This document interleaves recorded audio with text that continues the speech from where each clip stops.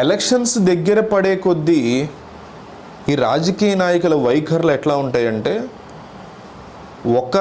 ఇన్నాళ్ళు శత్రువులుగా ఉన్నవాళ్ళు మిత్రులు అయిపోతూ ఉంటారు, ఇన్నాళ్ళు మిత్రులుగా ఉన్నవాళ్ళు శత్రువులు అయిపోతూ ఉంటారు.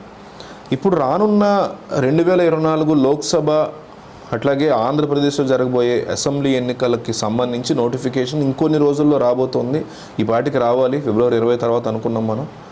సో ఇటువంటి పరిస్థితుల్లో జగన్మోహన్ రెడ్డి మీద నరేంద్ర మోడీ అతిపెద్ద అస్త్రాన్ని బయటికి తీసేటువంటి అవకాశం ఎంతవరకు ఉంది అనే ఒక స్ట్రాంగ్ డిస్కషన్ పొలిటికల్ సర్కిల్స్లో గట్టిగా నడుస్తుంది. ఎందుకంటే జగన్ మీద బయటికి తీయాలనుకుంటే 2 అంశాలు కీలకంగా ఉన్నాయి. ఒకటి, వైఎస్ వివేకానంద రెడ్డికి సంబంధించినటువంటి మర్డర్ కేసు, అట్లాగే అక్రమాస్తుల కేసు. వివేకానంద రెడ్డికి సంబంధించినటువంటి కేసు సిబిఐలో నలుగుతోంది. అది బయటికి తీస్తే డెఫినెట్లీ అవినాష్ రెడ్డి వరకు టచ్ చేసేటువంటి ఛాన్సెస్ ఖచ్చితంగా ఉంటాయి. కానీ డైరెక్ట్ జగన్ని అడ్డం కుదరదు. అవసరమైతే జగన్ అవినాష్ రెడ్డిని అడ్డం కూడా పెట్టుకునే అవకాశం ఉంటుంది. కాబట్టి అక్రమాస్తుల కేసు బయటికి తీసేటువంటి ఆలోచనలో కేంద్రం ఉందని తెలుస్తుంది. ఇదంతా ఎంత హైపోథెటికల్ డిస్కషన్. ఎప్పుడు పాసిబుల్ అవుతుంది, ఎప్పుడు సాధ్యమవుతుందంటే, ఇట్స్ ఓన్లీ పాసిబుల్ వెన్ వీళ్ళ ముగ్గురు అలయన్స్ కుదిరి నరేంద్ర మోడీ నిజంగా మనస్ఫూర్తిగా చంద్రబాబు నాయుడు గెలుస్తారని నమ్మి అలయన్స్లోకి వచ్చి ఏదో మొహమాటానికో బలంతో పెళ్ళానో కాకుండా కంప్లీట్గా వచ్చిన తర్వాత రానున్న రోజుల్లో జరగబోయే అంశాల గురించి వీళ్ళ మధ్య పొత్తుల మీద అండర్స్టాండింగ్ వచ్చినప్పుడు జగన్ని ఇబ్బంది పెట్టాలంటే ఈ టైంలో బయటకు తీయాల్సినటువంటి కేసు లేదు. అరెస్ట్ చేసి జైల్లో వేసేస్తారని కాదు.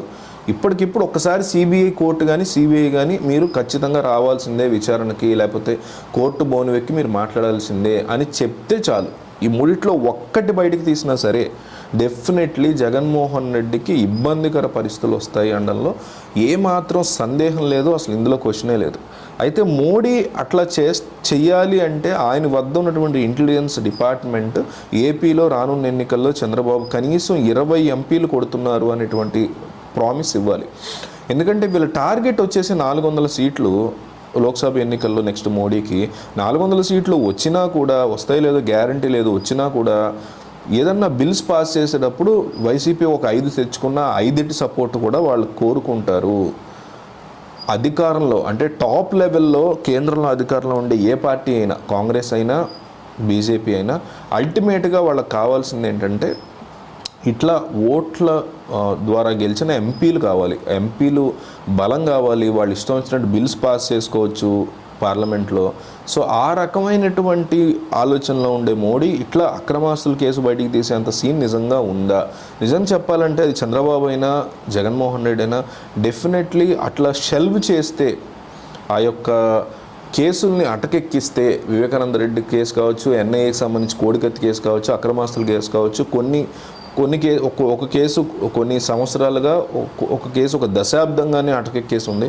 అట్లా ఎవరి కేసులైనా అటకెక్కించకూడదు, అటకెక్కించడానికి కేంద్రం సపోర్ట్ చేయకూడదు. కానీ మన దౌర్భాగ్యం, మన రాజకీయ నాయకుల యొక్క ఆటలు అట్లా సాగే పరిస్థితి ఉంది.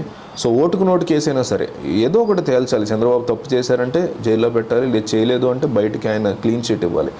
అలాగే అక్రమాస్తుల కేసులో జగన్ తప్పు చేశారంటే మళ్ళీ జైల్లో పెట్టాలి కంప్లీట్గా, లేదు చేయలేదు అంటే క్లీన్ చిట్ ఇవ్వాలి. అంటే మన జ్యుడిషియరీలో ఉండేటువంటి లేమ్నెస్, స్లోగా ఉండే తత్వం, అట్లాగే ఇందులో ఉండే లూప్ హోల్స్ని ఉపయోగించుకుని రాజకీయ నాయకులు ఎట్లా బయటపడుతున్నారు దానికి ఇదే ఉదాహరణ.